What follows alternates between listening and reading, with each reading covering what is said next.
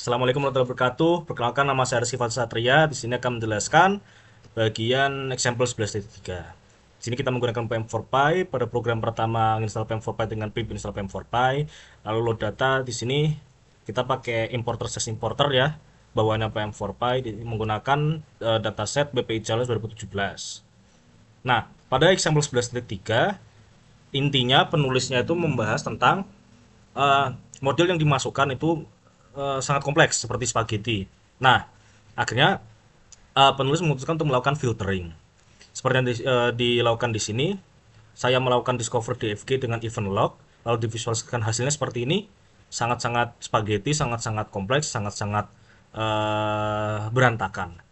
Lalu penulis melakukan filtering, event filtering 98%, arc filtering 90%. Nah, pada kode di sini kita melakukan filtering di sini persentase 0,02. Nah, kenapa di sini 0,02 sedangkan pada buku itu 98%? Nah, karena di sini itu di PM4Py 0,02 itu yang di yang ditampilkan. Seperti itu. Di sini 0,10 juga. Sehingga dibalik. Jadi coverage-nya itu dibalik. Kalau misalkan yang dibukukan pakai Aplomor atau Celonis 98%, itu malah representasi 98% dari event sama arc. Kalau di sini dia berapa yang mau dibuang seperti itu. Di sini DFG SAEA activities count, DFG filtering, filter on DFG activity percentage, percentage 0,02. Di sini path percentage 0,10. Seperti itu. Sekian dari saya, terima kasih. Perkenalkan, nama saya Rizky Berpengaja. Izin menjelaskan terkait tugas data mining, di mana saya mendapat bagian example 11.5. Di mana dalam buku kalau 11.17 ini adalah performance view of the BPI Challenge 2017 event log di Discord. Selanjutnya di sini dijelaskan bahwasannya the task and the arc with the highest time are indicated in red. If we visually zoom in, the top label to see the task with the slowest processing time is we access potential fraud to 3,1 hari, and the highest inter event time is the one between a complete and a cancel. Dengan gambar ini dengan ini yaitu 27,4 hari. Nah, saya membuat kode yang ada di Python untuk apakah hasil ini itu benar atau tidak. Ini saya pakai PM4PY, di mana di sini untuk cek processing time terlama maksudnya, dengan menggunakan algoritma sebagai berikut.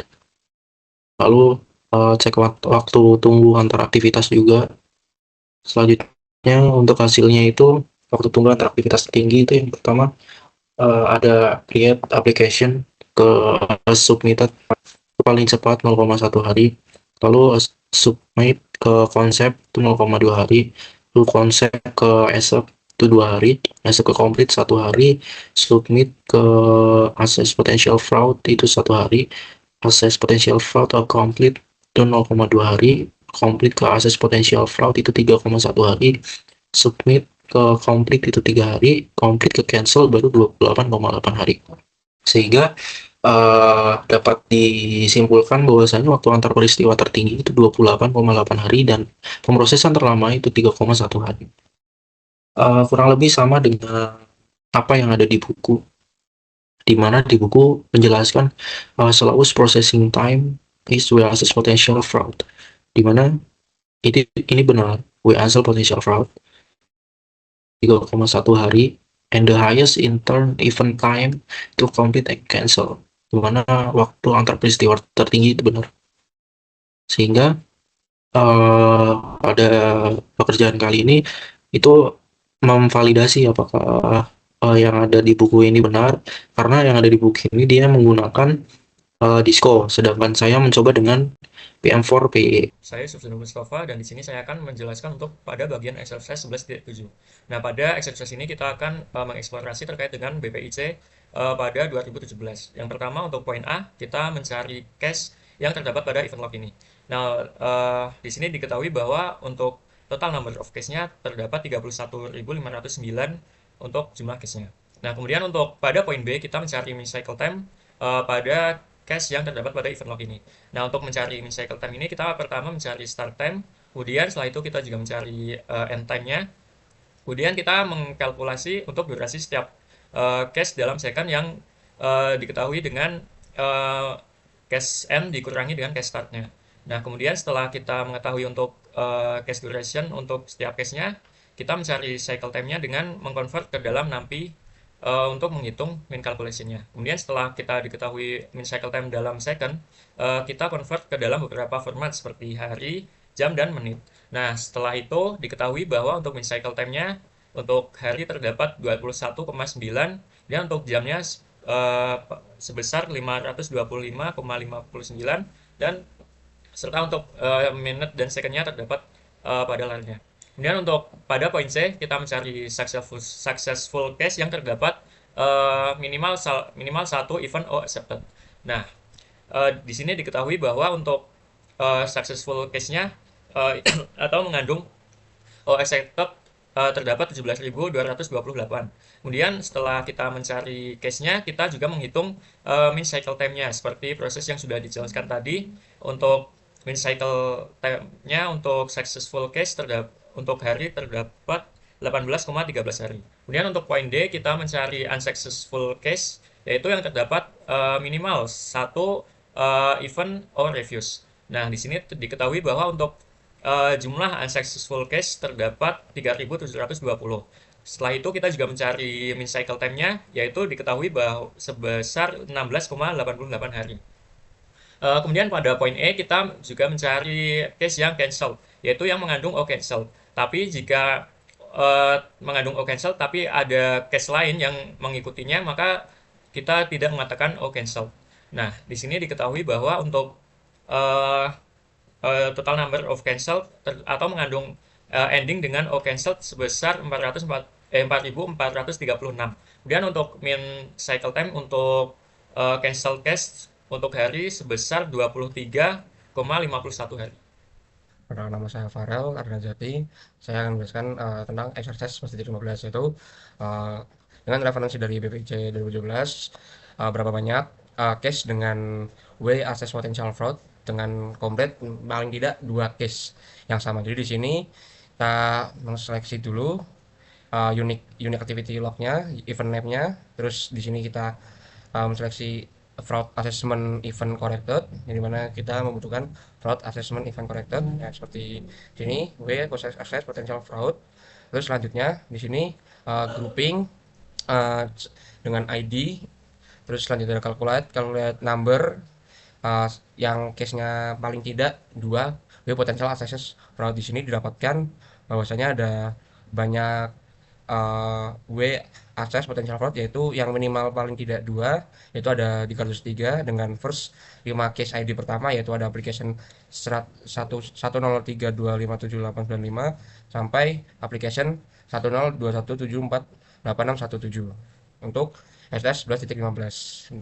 Ya, selanjutnya yaitu ada STS 11.18 yang dimana STS 11.18 ini sama dengan exercise 11.15 yang tetapi di sini paling tidak ada resource yang sama di task tersebut. Ini di sini seperti yang tadi sama, yaitu paling tidak usernya itu sama, tapi kalau yang 11.15 hanya paling tidak ada complete yang sama di WASS potential fraud, tapi kalau yang di 11.18 ini tuh WASS potential fraud, tetapi yang menggunakan resource tersebut sama orangnya, yaitu ada di case application 1003 ada user 1, ada di sini usernya itu ada user 1 sebanyak 4, user 138 sebanyak 2, user 144 sebanyak 5, user 83 sebanyak 3, dan user 102 sebanyak 3. Dan juga di sini total number case yang menggunakan resource WASS potential fraud banyak paling dua yaitu 201 dengan first case-nya sama, yaitu application 10322578505 sampai application 102174668617. Oke, selanjutnya saya Florian Ekri akan menjelaskan tentang exercise 11.10. Oke, di sini kita sudah diberikan soal dan kita di sini diminta untuk mencari dua proses model dengan satu proses mining tools, dan di sini proses mining toolnya kita gunakan PM4PY. Nah, di sini kita disuruh mencari dua proses model dan kita nanti akan bandingkan antara complexity, fitness, dan precision. Oke, yang pertama kita lakukan itu kita loading datasetnya dulu. Datasetnya sebelumnya sudah kita download dan kita sekarang load datasetnya. Setelah datasetnya sudah kita load, kita akan langsung mencari modelnya ya. Yang pertama itu ada inductive miner. Di sini inductive miner itu kita cari. Inductive miner sendiri di PM4PY yang baru itu sekarang ketika di run dia jadinya decision tree. Nah, setelah jadi decision tree ini kita convert menggunakan converter apply menjadi FetriNet. Nah, ini untuk FetriNetnya bisa dilihat di layar. Next itu heuristic miner. Nah, untuk heuristic miner sendiri itu ketika di run dia akan langsung menjadi FetriNet. Jadi kita tidak perlu convert, dan ini untuk FetriNetnya. Kita lihat sekilas aja ya untuk FetriNetnya karena kita tidak akan terlalu banyak membahas tentang arah dan prosesnya, tapi kita akan membandingkan. Nah, kita langsung ke perbandingan ya, perbandingan fitness test, precision, dan complexity. Nah, ini yang pertama itu kita import library dulu, terus kita bisa langsung aja ke fitness test. Nah, fitness test di sini kita bisa melihat dari perbandingannya, yaitu inductive miner dengan rata-rata di angka 100, 100, 101, dan juga 0,99 yang bisa dianggap bisa sangat tinggi untuk fitness testnya. Sementara heuristic miner itu cukup rendah di angka 3,3, 0,6, bahkan 3,3 dan juga 0,6. Artinya average-nya itu mereka masih di angka 0,6 atau 60%, sementara kalau yang inductive miner itu sudah di angka 100%. Nah, di sini kita bisa melihat bahwa inductive miner itu memiliki kelebihan untuk di fitness test ya. Mungkin next-nya kita ke precision dulu sebelum kita bahas lebih lanjut. Nah, untuk di precision-nya sendiri, precision-nya itu kita bisa melihat bahwa inductive miner itu di angka 0,25, sementara untuk yang heuristic miner itu di angka 0,7. Dan untuk complexity-nya kita bisa melihat IM-nya itu inductive miner itu di angka 3,39, precision 50, arcs-nya 116, sementara heuristic miner itu 33, 74, dan 177. Jadi kita bisa melihat kalau misalkan di sini heuristic miner itu dia lebih kompleks ya untuk hasilnya. Oke, kita pembahasan di perbandingan akhir di sini untuk fitness test tadi ya, inductive miner itu lebih baik, sementara heuristic miner itu lebih kurang. Nah, sementara di precision, heuristic miner itu justru lebih tinggi dan complexity-nya itu lebih tinggi, sementara inductive itu lebih rendah. Nah, kenapa sih bisa kayak gini? Karena inductive miner itu cenderung bisa dibilang untuk yang lebih general, jadi dia kebanyakan red case itu dia tidak terhitung. Jadi secara fitness itu mereka bagus, tapi secara precision itu mereka rendah untuk inductive.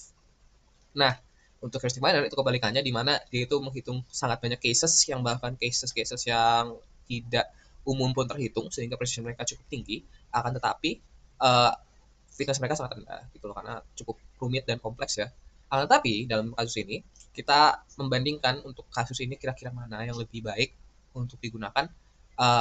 Dalam keputusan kami adalah memilih untuk heuristic miner, karena dalam kasus ini precision sepertinya hal yang dibutuhkan, di mana dalam memprediksi penyakit atau kita melihat proses bagaimana penyakit itu terjadi, alangkah lebih baiknya jika precision ini yang diutamakan dibandingkan dengan kemudahan pencarian atau interpretasi. Oke, selanjutnya kita akan melanjutkan untuk exercise 11.22, yaitu kita akan mencari cancelled yang berarti terdapat event O cancelled, kemudian setelah itu terdapat event O accepted. Yang pertama kita akan mencari cancel case, kemudian kita juga akan mencari accepted case. Setelah itu kita cari intersection antara keduanya. Di sini diketahui bahwa untuk O cancel terdapat 15.682, kemudian untuk O accepted terdapat 17.228. Setelah itu untuk intersectionnya terdapat 5.050. Kemudian kita akan mencari kemudian untuk mencari case yang terdapat O cancel terjadi sebelum O accepted, di sini yang pertama kita akan mencari grupnya untuk setiap case, dan kita akan mencari order untuk eventnya. Yang pertama kita mencari timestamp untuk O cancel dan timestamp untuk O accepted. Jika setelah itu kita juga akan mencari O cancel yang terjadi lebih dulu dan O accepted yang terjadi juga lebih dulu. Kemudian untuk setelah itu kita mencari O cancel yang terjadi sebelum O accepted. Nah, setelah itu diketahui bahwa untuk O cancel terjadi sebelum O accepted sebanyak 902. Nah, untuk presentasinya sebesar 2,86%.